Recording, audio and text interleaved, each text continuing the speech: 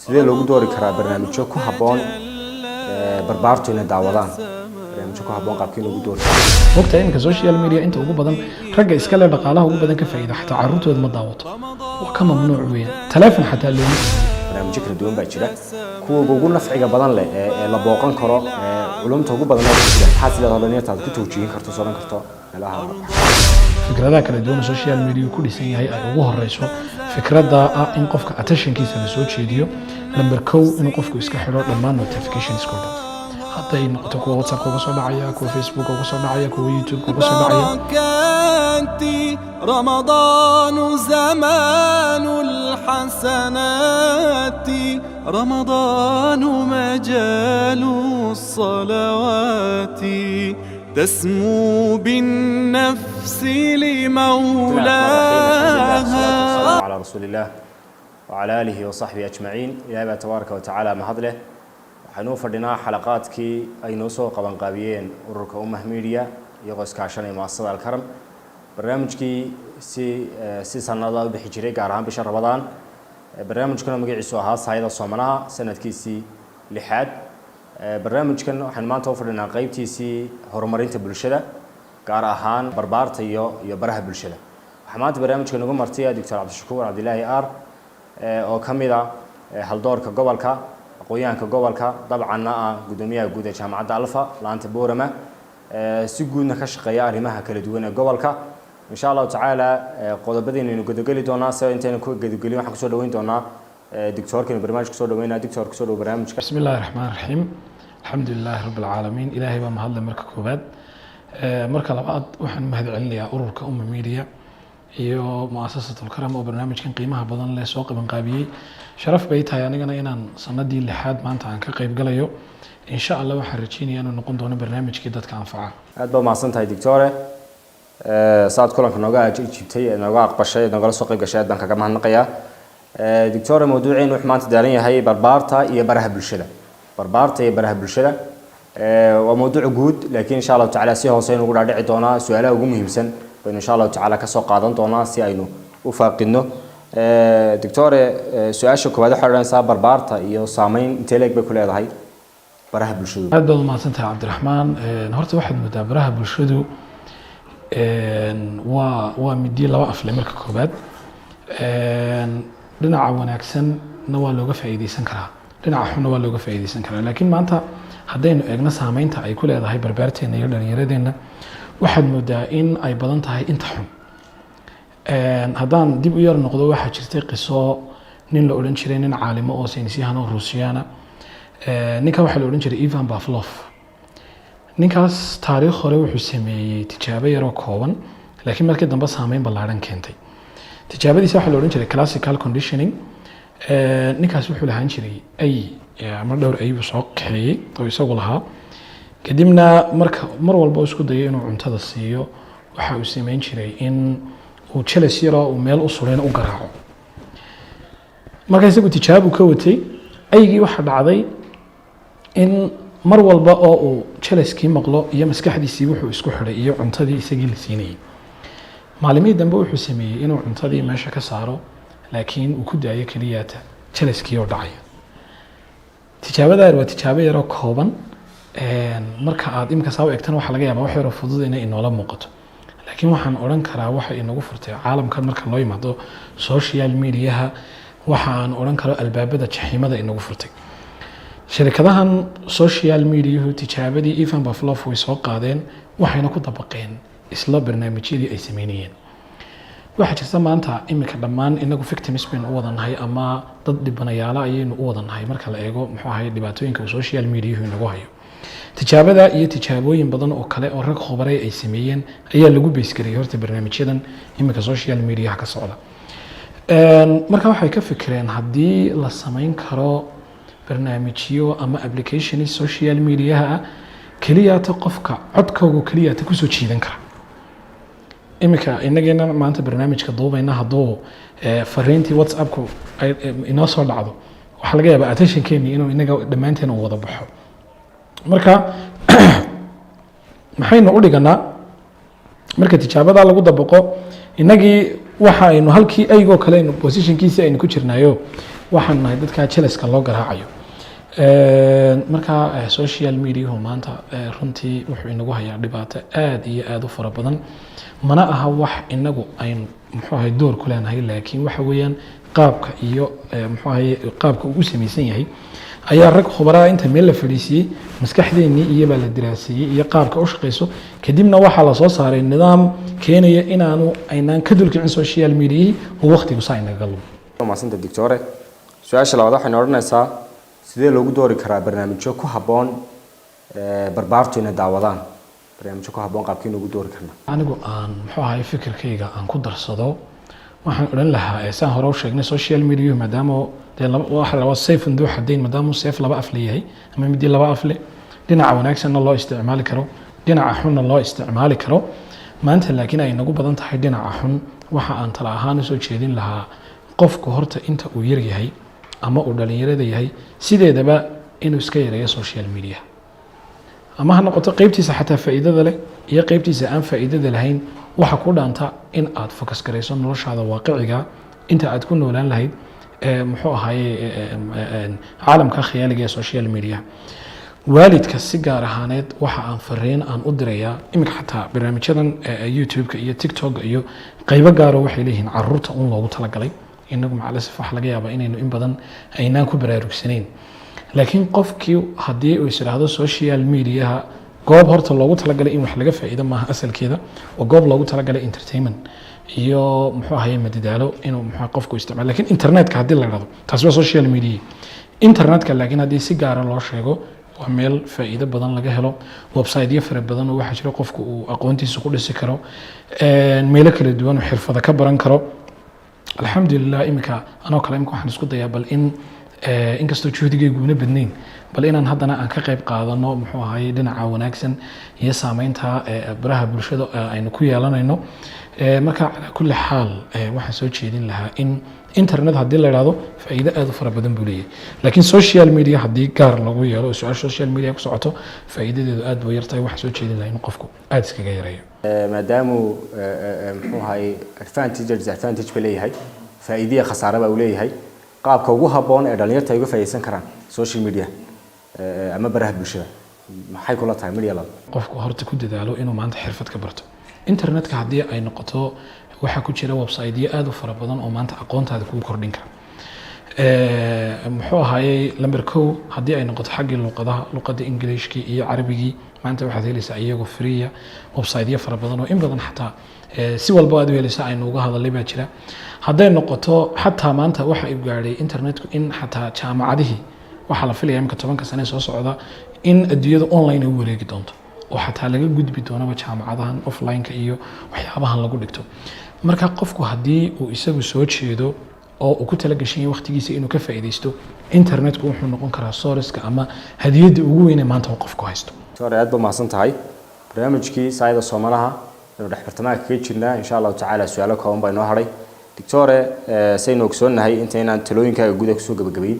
waxaa jira ila kala duwan oo social media hadday YouTube tahay hadday Facebook tahay hadday Twitter tahay hadday TikTok tahay hadday Instagram tahay wal ma jiro barnaamijyo kala duwan baa jira kuwa ugu nafciga badan leh ee la booqan karo culumta ugu badan ay ku jiraan maxaa si leedahay dhalinyarta ku tawjihin karto soo ran karto meelaha wax ka baadho aad baa mahadsan tahay horta waxa ku xiran tahay luqadda qofku wax ku dhiganayo hadduu English wax ku dhiganayo hadduu Carabi wax ku dhiganayo hadduu English wax ku dhiganayo waxaa jira website-yo aad u fara badan lambar kow waxaan soo jeedin lahaa website-ka la yiraahdo Coursera waa website-ka aan maanta isleeyahay waa ka ugu fiican ee waxbarashada laga diyaarin karo shahaadooyin yar oo gaaban oo wuxuu bixiyaa dhowr weega ta ugu badan jaamacadaha dunida ugu waaweyn baan wax ku bixiya waxaa jira Udemy mid la yiraahdo oo isaguna aqoon aad u fara badan laga faa'iido oo sidaas oo kala ah hadday noqoto website-yada dhinaca luqadda carabiga ku baxa website-yo aad u fara badan baa jira kuwa ay jaamacadaha Sacuudigu leeyihiin oo waxaa jira aad iyo aad u nafci badan oo tafsiirkii iyo quraankii iyo laga baran karo imika waxaa jira website la yiraahdo miqra'atul waxaa jirta al-Haramayn la yiraahdo jira 24 saac quraankii aad ka baranayso iyo tajwiidkii culimadii mar walba ay online ay live yihiin sidoo kale waxaa la heli karaa hadduu qofku carabiga wax ku baranayo website la yiraahdo waxaa jira idraak la yiraahdo jira oo aad koorsooyin aad u fara badan laga qaato aad buu fara badan yihiin runtii maanta mashaakilka ina haystay maaha resource-kii inagu yar laakiin waa resource-kii aad u fara badan oo qofku kala garanayay ma kanaad ka barataa ma kanaad ka qaadataa marka hadday noqoto maanta qofku ay ka go'an tahay inuu internetka wax ka barto kuwa imika aan sheegnay dee dhibic bay ka noqonayaan badweynta weyn ee internetku leeyahay aad baa mahadsantahay doctore maxaa talooyin aad barnaamijkeena kusoo khatimaysaa gaar ahaan aad siinayso waalidiinta si ay ubadkooga maadaama barnaamijkeena majority-ga xoogga aynu saarayna gaar ahaan barbaarta la tilmaamay ahayd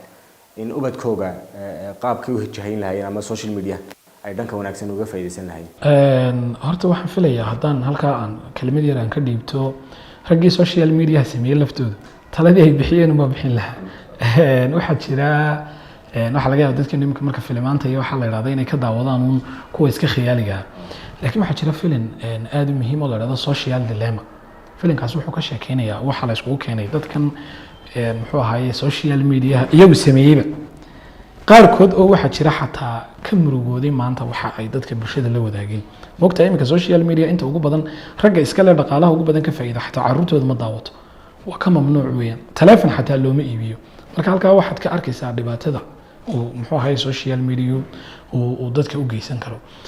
marka tala ahaan aan waxaan soo jeedin lahaa maadaama oo fikradaha kala duwan social media ku dhisan yahay ay ugu horeyso fikradda ah in qofka attentionkiisa la soo jeediyo lamber 1 inuu qofku iska xidho dhammaan notifications koodan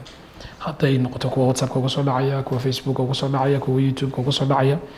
qodobka labaad notificationka markaad iska xidho waxa ku soo noqonaya focuskaaga iyo tarkiiskaaga waxa aan ku talin lahaa inuu qofku hadduu isticmaalayana kulli lagama maarmayo dhammaantiin wada isticmaalayna laakiin inuu qofku u sameeyo waqti gaar ah oo uu muxuu ahaayey isticmaalo oo social media maalinka waqtiga imika waxa su'aal baa imika la isweydiiyaa internetka oo meelaha la soo dhigo waxa la dhadaa baraha bulshada ma inaga isticmaala mise iyaga in isticmaala hadday kelmadu saxan tahay sida u badan tahay waxa weeyaan iyaga in isticmaala inagu ma isticmaalo waayo adoomaynu maanta u noqonay wuxuu sheegu inaad adu adoon u tahay iyo inaad adu aad ka adag tahay waxaad ku garan karaysaa kaliyaata marka aad soo fadhiisato haddii waqtiga loogu talagalay adoo aad kaga baxayso dee shaygaa adaa isticmaalay laakiin marka aad soo fadhiisato haddii intaasoo time oo kala duwan oo weliba aanad waris ku hayn adoo aad isticmaalayso dee shaygaasi muxuu ahay isagaa ku isticmaalaya marka horta fikradda ah in la wada joojiyo oo la daayo iyadoo marnaba muxuu ahay macquul maaha laakiin waa la yareyn karaa waxyaabaha lagu yareyn karaa waxaa ka mid ah in home page-ka imika moobilada aynu isticmaalno oo kale baraha bulshada kuwa caanka oo kale aynu ka qaadno waxyaaba faa'iido leh aynu soo dhigano laakiin haddii ay ku yaalaan sidaa doonta haddaad xataa naftaada uga adag tahay ma diin karaysid qofkuna shaygana waxa qofka laga celceliyo marna ma diin karo imika waxaa jirtay tijaabo la sameeyey toddobaatanaadkii tijaabada waxaa la dhahdaa marshmallow test baa la dhahdaa carruur yaryar baa lasoo fadhiisiiyey kadibna waxaa la hordhigay dhowr midho xalwada waxaa lagu yidhi waa carruur aad u yaryar xalwadana way jecel yihiin waxaa la yidhi haddii xalwadda aad cunto imika xabadda xalwadda keliya taad leedahay laakiin haddaad iska dayso 15 daqiiqo sugto xabad labaad baa lagugu daraya 3 meelood 2 meelood carruurtii waa wada cuneen xalwadii halkaa markaa tijaabada waxaa laga qaatay shaygu markuu qofku hor yaallo ama indhihiisu ay ku badan yihiin inaanu sidaba u diin karin marka waxyaabaha talooyinka ugu badan la bixiyo waxaa ka mid ah in marka aad social media lama wada dayn karo laakiin in galitaankiisa frictions iyo caqabado fara badan aad u samaysato tusaale ahaan haddii imika markaad saa u gasho mobilkaagii dee hadday kaa hor imanayaan applicationskii social media inaad gasho waad u dhowdahay laakiin haddii aad ku dadaasho inaad ka qaado home page-kii oo aad dhinaca dambe aad mariso maskaxdaadii maalinta ka dambaysa way iloobi doontaa waxa kale aan talahaan ku bixinaya qofku inuu yareysto isticmaalka mobilka oo uu ku bedesho haddii uu awoodi karayo computerka maanta imika computeradu iyagaaba ka jabanba muxuu ahaayey mobilada marka runta la sheego computerku waa shay aalad loogu talagalay productivity-ga inuu qofku inuu wax soo saaro laakiin mobilku waa aalad loogu talagalay entertainment iyo madadaalo loogu talagalay weeye marka waxaan aad ugu talin lahaa inuu qofku u wareego computerka halkii uu muxuu ahaayey uu mobilka ka isticmaali lahaa maasantahay doctore talooyin guud oo isa saaran baad bixisay se markaynu eegno dhanka ubadka iyo barbaarta yararka guryaha hadda culeysya haysta ama educationka marka waxbarashooyinkii maadaan iskuuladii macaahidii ilmi waxa laga yaabaa intaasoo filan in maskaxdiisa ku record garaysan yihiin oo uusan waxaan loo lectureskan la siinay uusan si fiican u duubay inuu duubayase wixii indhihiisu ay arkeen si ay maskaxda gudbiso marka waalidiintii qaab nooceeyay bay iyagii laftoodii aflaamtii ay daawanayeen mar walba dusha soo marnay wixii inay la daawadan laga yaabaa ama musalsalaad ay ku xidhaynaato ama meelo madadaalooyin iska la garaysteen ahaato oo subscribe ay taabteen tiiba iyagina carruurta markay mobilka ka qaadaan waalidkii wixii bay la daawanayaan marka waalidiintii qaab nooceeya baan muxuu ahaa iyaga laftooda loogu dhiirigelin karaa amaba talooyin aad ka siin kartaa inay dhankan wanaagsan hadday xalaqaad tahay hadday madadaalooyin sharciga waafaqsan hadday tahay cilmi kororsi iyo aflaan mararka qaarkood waxaa jira cilmi kororsiya ama risaalooyin xambaarsan baa jira cajiiba wixii khaldanaabay mar walba soo guurinaya waxaad arkaysaa isagoo meel media wuxuu ka arkay maanta isagoo fasalkii ka dhexle ama dibadahaba kule oo banaanka ku jaaso yeelay marka bal waalidkii iyaga laftoodii talo noociyaan halkaa ka siin karnaa maadaama oo iyagina qayb ay ka yihiin oo gurihii waxaan carruurta lagala imanayo horta waa runtaayoo iminka waalid iyo cirooley iyo caamaba lama kala laha baalkii waa la wada daawanaya inuu shaygii qofku daawado oo uu maanta oo dhan xataa ka caajisi waayo fikraddaa waxaa keenay nin la yidhaahdo Aza Raskin ninkaasi wuxuu keenay fikrad aad u yaab badnayd waa fikradda iminka maanta ka dambaysa in xataa waalidkii iyo carruurtii wixii si isku mid ah u cajibiyo waa waxa la yidhaahdo infinity scrolling awal waxaa jiri jiray dadkii hore garanayay Facebook oo kale marka aad saa usoo gasho waxaa dhici jirtay page buu lahaa iminka google-ka markaad wax ka baadhayso page 1 haddana page 2 waa kuwa hoosta ku yaala Facebook-na berigii hore computerka laga isticmaal jirtayna mobilada jirin saasoo kale ahaa markaad 1 tigtid haddana aad 2 u gudubtid 3 markaad 10 iyo wax socotaa ka cajiso waxaa dhacay intaasoo page waad maanta daawatay ninkani markaa wuxuu keenay fikir inaanu scrolling damaaninba iminka weli ma isweydiisay haddaad maanta oo dhan TikTok wado goorma dhamaanto lama dhamaanayaba isagiiba maalin dhaweyd intuu baraha bulshada soo istaago dadkii hor yimiday baa wuxuu yidhi waxaan idinka raali gelinayaa oon idinka cudur daaranayaa khaladka aan galay fikirka aan keenay waayo waa fikirka lagu halaagsamay weeyaan waana keentay in muxuu ahaayey waalidkii iyo carruurtii labadiiba ay muxuu ahaayey wada isticmaalaan marka waxaan kula talinayaa horta waxaa jira applications muxuu carruurta loogu talagalay hadday noqoto wax akhriska oo iminka aad iyo aad muxuu ahay dadkeena uga mashquuleen waxaa jira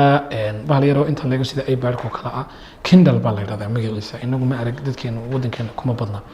Kindle-kaas waa bahal sida iPad-ka oo kale loogu talagalay xataa sida mobiladeenna iyo iPad-deena indhaha waxba kaama yeelayo laakiin kaliya wuxuun baa lagu akhristaa carruurta iyo barbaarta yaryar hadday noqotona waxaa jira Kindles iyo iPad iyaga si gaar ah loogu talagalay oo filmaantoodii iyo waxoogii intoodii oo dhan ay ku wada jiraan sidoo kale waxaa jira barnaamijyada qaarkood oo la iibsan karo oo haddaad kusoo dejisato computerkaaga ama mobilkaaga kuwa carruurta loo dhiibayo YouTube game-ka wuxuu leeyahay qayb u gaara carruurta TikTok wuxuu leeyahay qayb u gaara carruurta internetka kale haddaad uga baqayso ilmahaagii inuu muxuu ahaaye meelo aanan munaasib ahayn uu galo applicationskaas aad soo download garaysanaysaa ama waad soo iibsanaysaa kadibna muxuu ahaye waxay kaa blogareynayaan wax alle iyo wixii muxuu ahaye anshaxu maaha sidoo kale waxaa muhiima inaad mobilka hadday noqoto iyo computerkaba inaad ku xidhato timerku wuxuu kaa caawinayaa inaad tusaale ahaan maanta waxa loogu talagalay saacad inaad isticmaasho saacaddii markii gaadho kaa baktiyaya computerkii mobilkuna waa la mid labadoodiiba marka inaad sidaa loo waqtiyeeyo maaha laakiin haddii ay dhacdo inaad innageenaas haddaynu maanta soo qaadno qofna ma dhigi karayo marka wixii imika waxaa jira mustalax la yidhaahdo environmental engineering awal waxaa jiri jira waxa la yidhahdo will power oo ah inuu qofku awoodiisa uu muxuu ahaaye ku ictimaado oo uu qofku go-aan ka qaato waxa la ogaaday taasi go-aan kastoo aad ka qaato social media inuuna faa'iido lahayn laakiin environmentigaaga iyo deegaankan aad ku nooshay eed engineering ku samayn kartaa dib baad u habeyn kartaa applicationadaasoo kale soo download garaysan kartaa carruurtoo kale kuwa loogu talagalay ayaad siin kartaa kuwaasaa markaa kaa caawinaya inaad sidii wanaagsaneed u isticmaasho social media waxaan soo ilaaday barnaamijkeennii barbaarta iyo baraha bulshada oo qayb ka ahaa horumarinta arrimaha bulshada ee barnaamijyada rabaanta noo baxa